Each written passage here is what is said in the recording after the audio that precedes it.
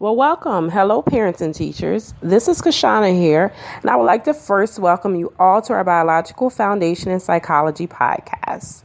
If you have tuned in with us before, thank you for continuing to support us. And if this is your first time listening, we hope you leave more informed than when you press play. For your enjoyment, a transcript of this podcast can be found on our website. We invite you to come back often and hope that you will add us to your podcast as one of, if not your only favorite station. You can also follow us on social media outlets such as Facebook, Twitter, and YouTube. You can find all of the links in the show's transcript. Again, you are listening to Biological Foundations in Psychology podcast, and today we will be talking about sleep deprivation and how it can affect your teen. So let's get started.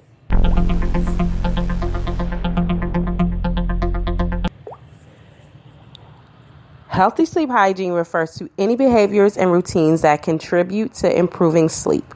For instance, right before bed, you would not want to drink a cup of Joe or any caffeinated beverage or perform any vigorous exercise because it will prevent you from having a good night's sleep. We're not saying you cannot exercise. It's okay to do exercising, but it needs to be relaxing, such as yoga or meditation. So don't do anything that's going to be extenuating. The importance of good, healthy sleep hygiene is beneficial to everyone because it's fundamental to your teen's health and well-being and helps them to function optimally. Remember, health sleep hygiene promotes better sleep.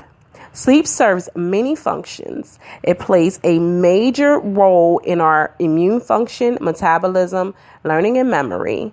As well as during sleep, we can rest our muscles, decrease metabolism, rebuild proteins in our brain, reorganize synapses, and strengthen memories.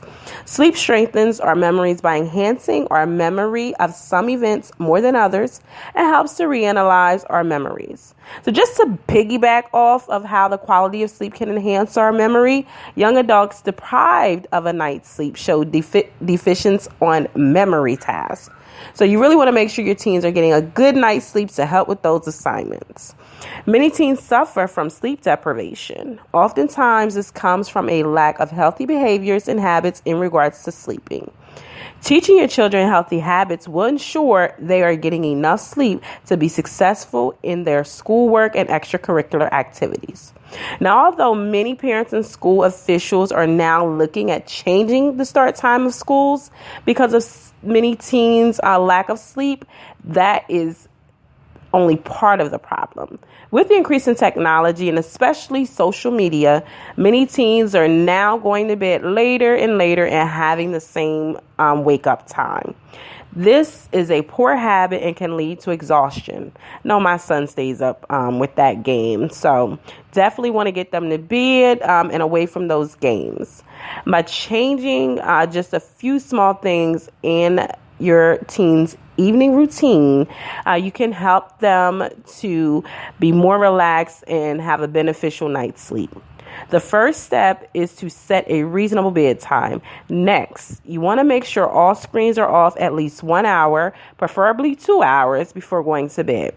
This ensures that the brain will have time to slow itself down and relax rather than concentrating right before you are asking it to calm itself and stop processing so much. Okay, once your teen has made the environment around them quiet, can also benefit them to do something they find relaxing. For instance, a peaceful music, meditating, and using relaxation techniques can all be beneficial. During sleep, it is important to be in a quiet room with little to no light or other distractions.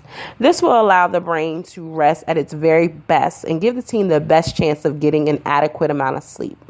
By making these few and simple changes, teens will notice a change in their behaviors, their abilities to concentrate, and their overall well-being. And I know that's exactly what you guys are looking for. Now that we've gone ahead and explained the importance of healthy sleep hygiene and the effects of sleep deprivation on a person's daily function, we should probably go on and talk about some ways to get better sleep. As we have explained, sleep is important, but it's not just about getting enough sleep, but getting quality sleep. The quality of your sleep is almost more important than your quantity of sleep. Here are some ways that you can get a good night's sleep and feeling well rested in the morning.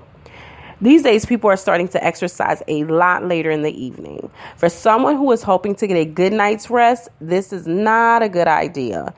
Exercising does the opposite of what you want your body to do before you go to bed. It becomes active. By keeping your workouts earlier in the day, you are helping your body wind down in the evening.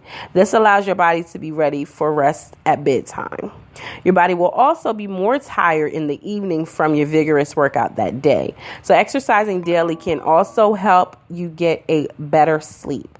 So we do want to go ahead and get those teens active. You just want them to get it done earlier in the day. Another way to ensure better sleep is by monitoring your diet in the evening. Certain foods and drinks can keep you from falling asleep quickly or cause you to toss and turn all night. Avoid foods and drinks containing caffeine, refined sugar, alcohol, and processed foods close to bedtime. The ingredients in these foods or drinks can interfere with your body production of melatonin, which is the body's natural sleep aid. Lower levels of melatonin means less restful sleep. So another easy way to ensure better sleep is to avoid naps. We do know how easy it is for them to come home and want to lay down, but you definitely want to minimize those naps. Naps during the day can definitely make it more difficult to fall asleep at a decent hour and can cause your teen to stay up way past their normal bedtime. If you're getting better sleep, you probably won't need a nap. So if you get them to bed at night, then they probably won't need a nap in the middle of the day. Lastly, you do want to evaluate your teen's room. Your sleep environment should be cool in temperature and quiet. It should be free from any noise that could disturb your sleep. It should also be dark. If your teen is sharing a room with someone, you want to be mindful of the snoring.